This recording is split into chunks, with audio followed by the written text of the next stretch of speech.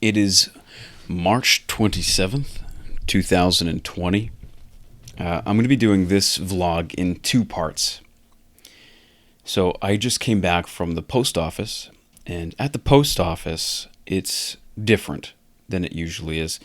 There are these X's marked on the floor with thick black tape, and there are signs printed on 8x11 computer paper, pretty much saying comply with the CDC to protect yourself, and everyone else stay 6 feet apart. So there's two X's on the floor, and then there's like the mat where it normally is. So I walked in there, and there was one gentleman up at the front filling some paperwork out. He left. I was standing on one of the X's, and then as he left, I stepped forward, dropped my things off at the counter, and I waited like I normally do. And the woman behind the counter was wearing a blue mask with lighter blue dragonflies printed on it, and she asked me politely if I could step back to the line. And I was like, oh, I didn't see the line before. It was black tape, but once I knew it was there, I said, yeah, no problem, and I took a big step backwards so that I was standing on the line. And she continued to process the packages that I had shipped out for Urban Acres. And when she was on her second package, the door opened behind me over my right shoulder, and I didn't look back. I just listened. And the second the door closed, I heard 5 or 6 dry coughs, hacking coughs that sounded horrible. And I just, really? Are you serious? And the lady coughed, said, oh, don't worry. It's just a dry cough. The postal worker said, that's one of the symptoms, right? You should probably stay home. And the lady said, oh no, I'm essential. Meals on wheels. I'm like, oh God. And I said, that's terrifying. You should be really staying home. It was a really weird feeling because I felt like we were ostracizing her. I wanted nothing to do. As soon as she coughed, I'm like, oh fuck, this lady's inconsiderate. She was a sweet old lady. And I'm like, get away from me. How dare you put us at risk here? Are you for real? And it made me feel really bad that this is what this has become. Normally, I would have stopped and talked to her. Asked her about her Meals on Wheels and said, oh, well, thank you for doing that service, and actually had a conversation.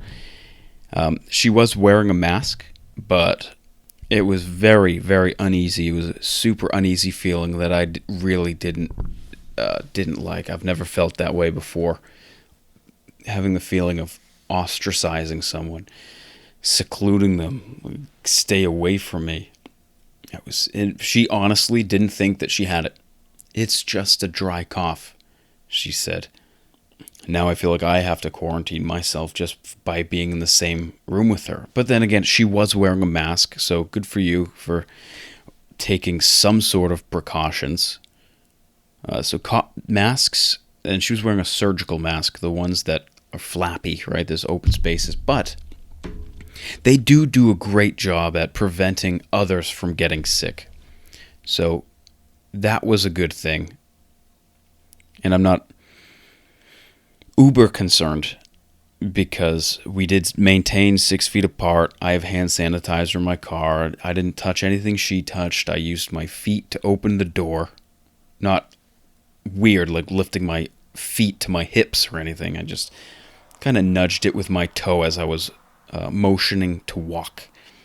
On a better note, as I was processing those orders to be packed out in those golden padded envelopes, I got a call from an unknown number. Well, it didn't say unknown. It was a number. There were digits. I just didn't know what the number was. It wasn't saved in my contacts. A gentleman answered the phone, probably in his lower 20s. He sounded young. Hi, my name is Riley. How was your day? I said, great. And he goes, it's about to get better. Your bike is ready. So it'll be ready at 12 o'clock this afternoon. Right now it's 11 a.m. So I'm about to put the bike rack on my car and drive there.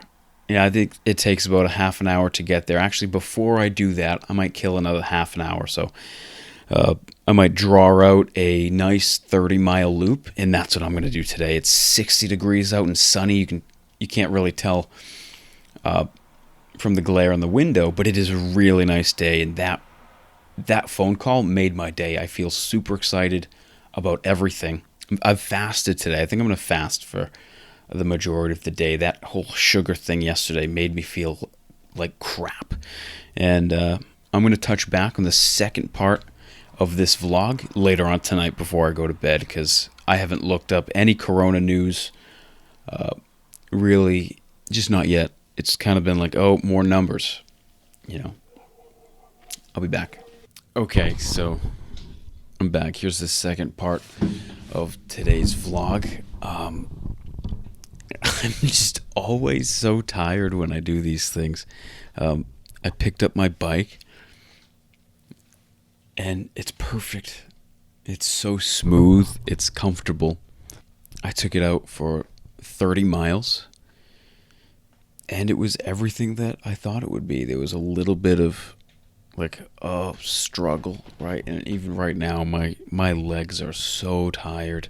I just feel like my whole body is exhausted.